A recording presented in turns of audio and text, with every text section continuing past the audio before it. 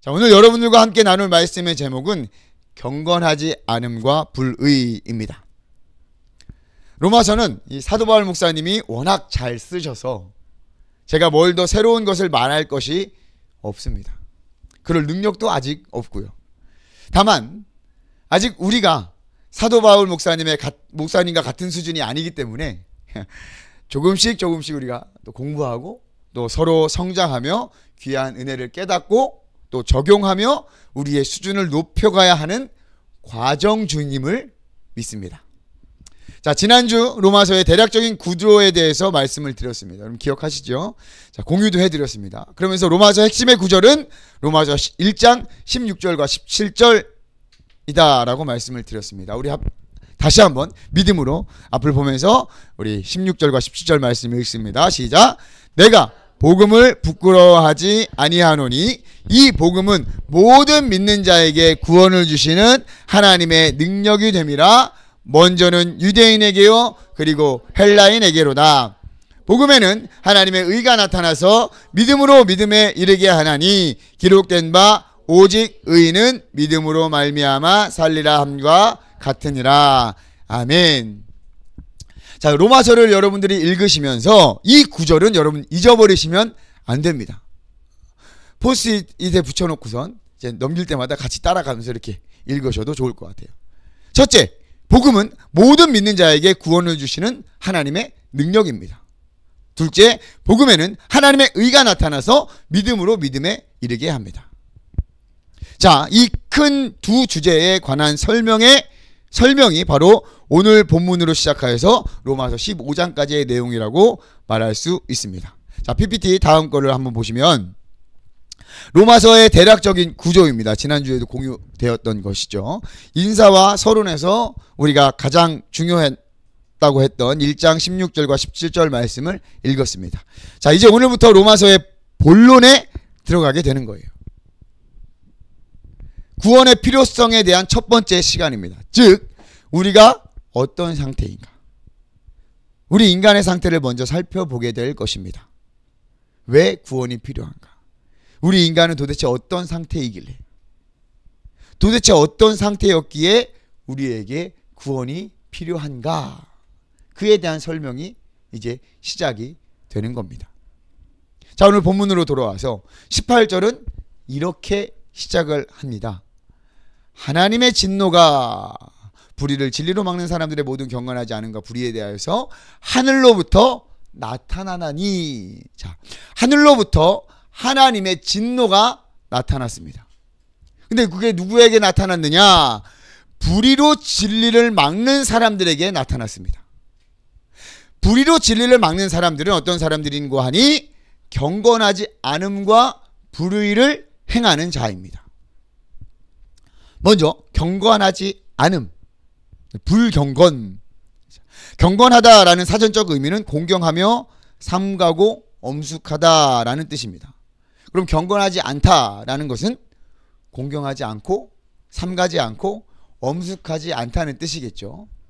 근데 가만히 보면 누구를 공경하지 않고 누구 앞에서 이런 말이 없지만 어쨌든 경건하지 않다는 좀 부정적인 이야기예요. 그런데 원어인 헬라어 아세베이아라는 단어의 뜻은 신을 믿지 않음, 믿음이 없음을 의미하는 단어입니다. 즉 경건하지 않음은 하나님을 믿지 않는 것을 의미해요. 하나님을 공경하지 않고 하나님 앞에서 삼가지 않으며 하나님 앞에서 엄숙하지 않은, 하나님과 인간관계의 어떤 수직적인 관계에서의 죄를 말하는 것입니다.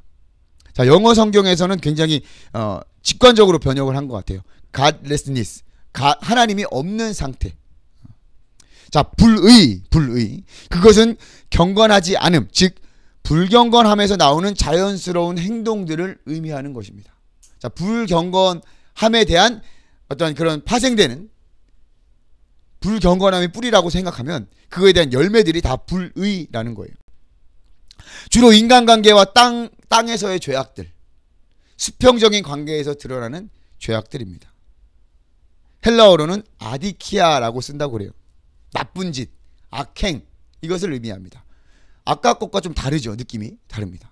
자, 그들의 결정적인 죄는 22절과 23절에 기록되어 있습니다. 22절과 23절에 보면 스스로 지혜 있다 하나 어리석게 되어 썩어지지 아니하는 하나님의 영광을 썩어질 사람과 새와 짐승과 기어다니는 동물 모양의 우상으로 바꾸었느니라. 우리 인간들은 스스로 지혜 있다고 하나 어리석은 자들이에요. 그래서 썩어지지 않는 영원 무궁한 유일한 하나님의 영광을 썩어질 사람과 새와 짐승과 기어다니는 동물 모양의 우상으로 바꾸었습니다. 그것들이 경건하지 않음의 결과였어요. 우리 인간들은 스스로 똑똑하고 지혜롭다고 하나 우상을 섬기고 있는 모습들.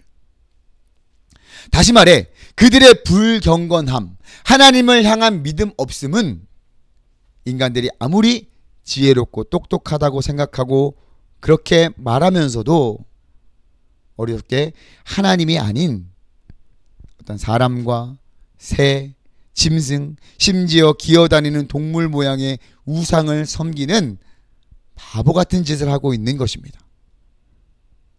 그것에 대한 하나님의 진노가 하늘로부터 나타난 거예요. 사실 사도 바울의 이러한 설명은 모든 사람들을 의미한다고도 할 수 있지만 특별히 유대인들이 아닌 이방인들을 향한 설명입니다. 그럼 유대인들은 그렇지 않느냐? 그것도 아니에요. 이제 유대인들에 관해서는 2장부터 또 설명이 들어갑니다. 자, 그럼 이런 질문을 할 수 있죠. 아니, 이방인들은 당연히 하나님을 모르는데 그럴 수도 있지 않느냐? 유대인이 아닌 사람들은 하나님을 모르는 게 당연한데 하나님을 믿지 않는다고 진노하시는 것은 합당하지 않는 일이지 않느냐라는 질문을 할 수가 있습니다. 충분히 할 수 있는 질문이에요. 그런데 사도 바울은 이에 관해서 뭐라고 말씀하시느냐? 19절과 20절의 말씀입니다. 이는 하나님을 알만한 것이 그들 속에 보임이라. 하나님께서 이를 그들에게 보이셨느니라. 창세로부터 그의 보이지 아니하는 것들 곧 그의 영원하신 능력과 신성이 그가 만드신 만물에 분명히 보여 알려졌나니 그러므로 그들이 핑계하지 못할지니라. 아멘. 하나님을 알만한 것이 그들 속에 보임이라. 하나님께서는 우리 인간에게 하나님을 알만한 것들을 넣어주셨다는 거예요. 이방인이라 할지라도 사람이라면 하나님께서 그의 형상대로 지으신 사람이라면 하나님께서는 그 사람들 속에 하나님을 알만한 것이 있다는 것입니다. 사람이라면 누구나. 무엇이 그것을 가능케 합니까? 하나님이 사람들 안에 주신 양심이 그래요. 하나님께서 우리에게 주신 양심이 바로 그 역할을 하게 됩니다. 양심이 있는 자들은 죄를 짓지 않으려고 노력하죠. 착하게 살려고 그냥 알게 돼요. 자연스럽게. 하지만 우리 인간들은 양심에 화인 맞은 자들입니다. 우리의 양심은 죄의 불도장에 찍혀 감각을 잃은 상태예요. 그뿐만이 아닙니다. 하나님께서는 이 천지창조의 놀라운 지혜와 하나님의 피조물로서 그의 존재를 나타내셨습니다. 창조하신 모든 만물에 하나님이 나타나 있습니다. 이 자연을 보고 세상의 꽃을 보고 나무를 보고 이 지구가 어떻게 행성을 돌며 사계절이 나타나고 비가 오고 해가 나고 이 모든 것을 통해서 하나님을 알 수 있도록 하나님께서 나타내셨다는 거예요. 정말 그렇지 않습니까, 여러분? 이 놀라운 세계와 창조물들은 그냥 우연히 어떠한 변이와 어떠한 단계적인 발전과 진화를 통해서 나타낼 수 있는 상태가 아니에요. 창조주 여호와 하나님께서 창조하신 줄 믿습니다. 할렐루야. 자, 그림이든 글이든 작가가 창작한 결과물을 통해서 자신을 나타내죠. 특별히 나타나 있습니다. 이와 마찬가지입니다. 여호와 하나님께서도 그의 창조물들을 통해서 자신을 분명히 보여주며 알려주셨습니다. 그럼 자연을 보고 하나님께서 창조하신 이 피조물들을 보고 하나님을 믿으면 다 끝난 것이 아닌가? 그렇게 오해하시면 안 됩니다, 여러분. 하나님께서 모든 피조물들을 통해서 그를 나타내신 것은 구원에 이르는 정도의 믿음은 아니라고 그래요. 구원은 오직 예수 그리스도를 통한 것이니까요. 다만 하나님의 존재와 하나님께 마땅히 해야 할 일들을 알아차릴 수 있을 정도의 믿음을 가능케 한 것이죠. 그래서 하나님을 아는 자들이 마땅히 해야 할 일들을 무엇이라고 합니까? 21절을 보세요. 21절에 보니까 하나님을 알되 하나님을 영화롭게도 아니하며 감사하지도 아니한다 라고 하잖아요. 하나님을 영화롭게 하며 하나님께 감사해요. 그러니까 하나님을 아는 자들이라면 응당 하나님을 영화롭게 하며 그를 찬송하고 그를 예배하게 되며 하나님께 감사할 수 있는 거예요. 지금 저와 여러분들은 어떤 상태입니까? 여호와를 영화롭게 하며 하나님께 여러분 감사하고 있습니까? 계속 점검을 해야 할 것 같아요. 자, 그런데 사람들은 어떠했습니까? 하나님을 알면서도 영화롭게도 아니하며 감사하지 않으며 그들은 헛된 것을 생각하며 그들의 어리석은 마음은 어둠으로 가득 찼습니다. 그러다 보니 우상숭배의 죄를 자연스럽게 범하게 된 것입니다. 하나님의 진노가 그들에게 임한 거예요. 자, 그럼 이 하나님의 진노는 어떤 형태로 그들에게 임하였을까요? 이 놀랍게도 하나님의 진노 방식은 내버려 두심입니다. 하나님은 죄를 짓는 사람들을 그냥 내버려 두심으로 그의 진노를 표시한 것입니다. 아이, 야, 네 맘대로 해, 네 맘대로 해. 네? 여러분 어떤 뉘앙스인지 아시죠? 자녀를 키우다 보면 이런 말 한마디씩 하죠. 그럼 오히려 더 불안해하고, 아니 그러지 마요 이렇게. 부모들이 아이들 말을 안 들을 때 어떻게 합니까? 내 맘대로 해. 이것이 의미하는 건 무엇입니까, 여러분? 더 이상 너를 돌보지 않겠다. 더 이상 간섭하지 않겠다라는 의미인 동시에 내 말을 들으라는 최후 통첩과 같은 의미 아니겠습니까? 그렇죠? 하나님께서도 마찬가지신 것 같아요. 하나님께서 사람들이 죄를 짓도록 내버려 두신 거는 인간이 저지른 죄의 결과를 스스로 경험하게 하기 위함이었습니다. 정말 죄에 넘겨져서 심판을 받을 수 있게 하신 거예요. 우리가 심판하면 막 쓰나미가 오고 천둥 번개가 치고 이렇게만 생각할 수 있는데요. 그냥 내버려 두심도 하나님의 심판이었던 거예요. 자, 먼저 하나님께서는 마음의 정욕대로 더러움에 내버려 두셨습니다.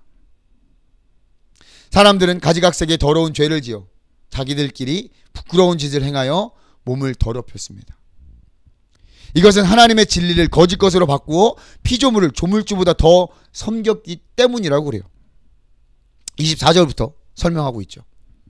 즉 우상숭배의 죄가 자기들끼리 부끄러운 짓을 행하여 몸을 더럽혔다는 거예요. 당시 고대 근동의 종교와 또 그리스 로마 종교에서는 신전 창녀들 또 신전 어떤 남자들 그런 것들을 고용하여서 신앙심으로 포장한 성적인 생활이 매우 문란했다고 그래요. 하나님께서 허락하시고 이 귀하고 아름다운 이 성을 마음의 정욕대로 자기들 마음대로 행한 거예요. 하나님께서는 태초부터 인간을 창조하신 그 처음부터 남자와 여자는 가족이라는 거룩하고 안전한 장치 안에서 성을 누리도록 하셨습니다. 부부, 정확히 부부, 가족이라고 하면 또 오해할 수 있으니까 이 부부. 그러나 하나님을 알되 하나님을 영화롭게도 아니하고 감사하지도 아니하며 허망한 생각과 어둠에 가득한 미련한 마음이 하나님의 진리를 거짓 것으로 바꾸어 피조물을 더 경배하고 섬김의 결과가 성적으로 이 문란함, 자기 몸을 욕보이게 된 것입니다. 욕되게 한다라는 의미는 수치스럽게 한다, 불명예를 안긴다라는 의미입니다. 이 성적인 죄는 한순간의 쾌락을 선사하지만 몸을 욕되게 한단 말이에요. 그게 남자든 여자든.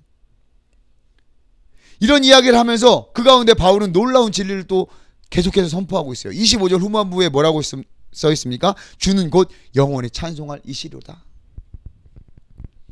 사람들이 창조주이신 하나님을 다른 것으로 바꿨다고 해서 하나님의 신분이나 지위의 변화가 생기는 것은 아닙니다. 하나님은 모든 사람으로부터 영원히 찬송을 받으시기에 합당한 분이십니다. 믿으십니까? 아멘. 사람들이 부인하든 인정하든 인정하지 않든 하나님은 우리의 창조주이십니다. 할렐루야. 자, 여기서 그친 것이 아닙니다. 마음의 정욕대로 더러움에 내버려 두었더니 그들은 부끄러운 욕심을 부리게 돼요. 더 큰 죄악으로 치닫게 됩니다. 하나님께서는 그것도 그냥 놔두셨어요. 26절과 27절. 이 때문에 하나님께서 그들을 부끄러운 욕심에 내버려 두셨으니, 부끄러운 욕심은 정상적인 관계를 넘어 순리대로 쓸 것을 바꾸어 영리로 씁니다. 여자가 여자를, 남자가 남자를 향하여 음욕이 불타오른다고 표현합니다. 그리고 멈추지 않고 행동까지 나아간 것이에요. 그들의 그릇 때문에 상당한 보응을 그들 자신이 받았느니라. 여기서 그릇됨이란 그냥 잘못한 것, 본의 아니게 실수한 것을 의미하는 것이 아니라 의도적으로 하나님을 거역하는 행위를 의미하는 거예요. 그릇됨. 따라서 이러한 동성애는 하나님이 그들을 심판해서 정욕과 더러움, 부끄러운 욕심에 내버려 두신 결과입니다. 이것은 결코 용납되어서는 안 되는 죄입니다. 자유주의 신학자들은 이 본문을 굉장히 관대하게 해석하기도 하더라고요. 윤리와 신학적인 것을 분리해서 신학적으로만 생각하는 관점도 있고요. 우상 숭배에만 초점을 둔 본문으로 신전에서 일어나는 신전에서 이러한 그 동성애는 불법이다, 죄다 라고만 또 이야기하는 것도 있고요. 좀 더 나아가 단순한 동성끼리의 성행위만을 금하는 것으로 해석하는 주장들도 있더라고요. 이러한 것은 그 어떤 것도 성경이 보증하지 않는 해석들입니다. 사도 바울이 동성애를 죄라고 하는 것 외에 그 어떤 주장이나 해석도 설득력이 없습니다. 이것은 하나님의 뜻이에요. 분명합니다. 하나님께서는 그렇게 인간의 상실한 마음대로 내버려 두셨습니다. 28절에 보니까 또한 그들이 마음에 하나님 두기를 싫어하며 하나님께서 그들을 그 상실한 마음대로 내버려 두사. 그 상실한 마음이란 하나님을 마음에 두기 싫어하는 거예요. 그냥 내버려 두셨어요. 그러니 인간들은 합당하지 못한 일들이 자연스러워졌어요. 29절부터 31절까지 약 21가지의 죄악들이 합당하지 못한 일들로 나열되어 있습니다. 사도 바울은 다른 서신에도 이와 비슷한 내용들을 많이 기록을 했어요. 고린도전서, 갈라디아서, 에베소서, 골로새서, 디모데전서, 디도서, 이런 중요한 서신들에는 이러한 죄악들을 다 기록을 다 해놨죠. 자, 이러한 다양한 죄는 어떻습니까? 하나만 똑 떨어져서 존재할 수 있는 것들이 아니에요. 서로 이어지고 연속되는 것들입니다. 하나님을 마음에 두기 싫어하여 우상을 더 섬기는 죄는 어느덧 사람의 생각과 말과 행동을 지배하게 된 것입니다. 사도 바울은 분명히 말하고 있습니다. 이 같은 일을 행하는 자는 사형에 해당한다고. 하나님께서 그렇게 정하신 거예요. 하지만 죄에 지배된 사람들은 그 정하심을 알고도, 이것이 사형임을 알고도 이러한 죄의 행동을 멈추는 것이 아니라 서로 칭찬하고 잘한다고 두둔하고 있습니다. 이 얼마나 바보 같은 짓입니까? 스스로 지혜롭다고 하고 하나님보다 나의 지식이 위대한 인간이라고 생각하는 자들이었지만 결국 어리석은 짓을 하게 된 것이죠. 이렇게 된 원인이 무엇입니까? 우상 숭배에 대한 하나님의 진노, 하나님의 내버려 두심입니다. 자, 여기 어머님들이 더 많이 계시는데요, 한 가지 묻겠습니다. 여러분, 어머니의 잔소리 사랑입니까? 아닙니까? 사랑입니까? 아닙니까? 헷갈리세요? 어머니의 잔소리가 그립다는 어른들이 많이 있습니다. 어른이 되어서 돌아보니 신경 써주시고 또 확인해 주시고 챙겨주는 그런 것들이 그립다고 말씀을 하시더라고요. 자기가 혼자 해보려니까 어렵고 또 버거울 때가 많기 때문이지 않을까 생각합니다. 그토록 싫었던 잔소리가 그립고 듣고 싶어 합니다. 이러한 어머니 또 부모님의 잔소리도 사랑인 것을 안다면 정말 다행이죠. 하물며 하나님의 사랑은 어떻겠습니까? 사랑하는 성도 여러분, 하나님의 내버려 두심은 사랑의 단절입니다. 무관심이에요. 더 이상 관여하지 않으심은 무서운 하나님의 진노입니다. 우리가 이러한 상황에 있던 자들이었습니다. 특별히 우리는 유대인도 아니잖아요. 저와 여러분들도 예외가 아닙니다. 여러분, 하나님을 몰랐다고요? 핑계거리가 될 수 없다고 서두에 말씀을 드렸습니다. 하나님께서는 우리 안에 양심으로 창조하신 만물에 분명히 보여주셨습니다. 하나님은 알지만 거부하고 무시하고 육신의 흐름, 죄의 흐름을 따라 살았던 자들입니다. 이것을 인정하고 받아들이는 것부터 시작해야 진정으로 복음을 받아들이고 누릴 수가 있는 것입니다. 그래서 이것이 왜 귀한 것인지, 왜 위대한 것인지 알게 되는 것입니다. 여러분, 계속 발견하게 될 거예요. 왜 그럴까요? 우리가 이 땅에 육신을 입고 있는 이상 우리 마음의 할례는 계속 확인되어야 하기 때문입니다.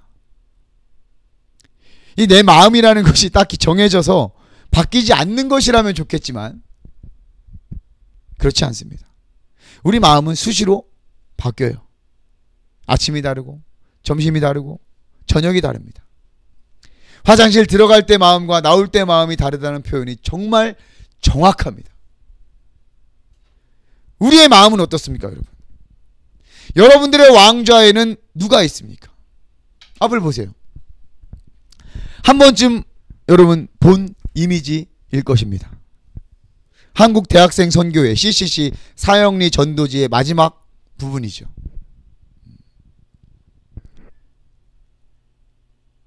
마음의 중심의 자리에 내가 있는가? 아니면 예수 그리스도가 있는가? 날마다 매 순간 우리는 점검해 봐야 합니다. 내 마음의 중심에 예수 그리스도가 있는가? 나는 그를 왕으로 주인으로 모시고 있는가? 내 마음이 무엇을 따르고 있는가? 우리의 상태를 정확히 아는 것에서 시작해야 합니다. 우리는 하나님께서 좋게 보실 것이 하나도 없는 상태입니다. 그러나 그때 예수 그리스도 하나님의 의가 우리에게 선물로 주어졌습니다. 그리스도로 말미암아 우리의 이 죄악된 상태, 좋게 보실 것이 하나도 없는 상태를 예수 그리스도의 십자가와 부활로 가려주셨어요. 이것이 복음입니다. 우리가 이 복음을 믿고 받아들였습니다. 그래서 하나님께서는 우리를 보실 때 예수 그리스도를 통해서 우리를 보시는 거예요. 그리스도를 통해서 보니 의롭다고 여겨주시는 것입니다. 할렐루야. 이것이 우리에게 가장 큰 복이 아닐까요? 은혜입니다. 복음의 결과입니다. 우리의 보잘것없고 죄 없는 상태. 그럼에도 하나님은 우리를 사랑하셨습니다. 더 이상 내버려 두지 않으셨습니다. 그 은혜를 여러분 누리십시오. 그리고 하나님께 감사합시다. 합당한 영광과 찬송을 올려드립시다. 하나님을 아는 자, 구원받은 자, 우리들이 마땅히 해야 할 영광과 찬송을 드리며 하나님과 동행하는 저와 여러분들이 되시기를 주님의 이름으로 축복합니다. 할렐루야.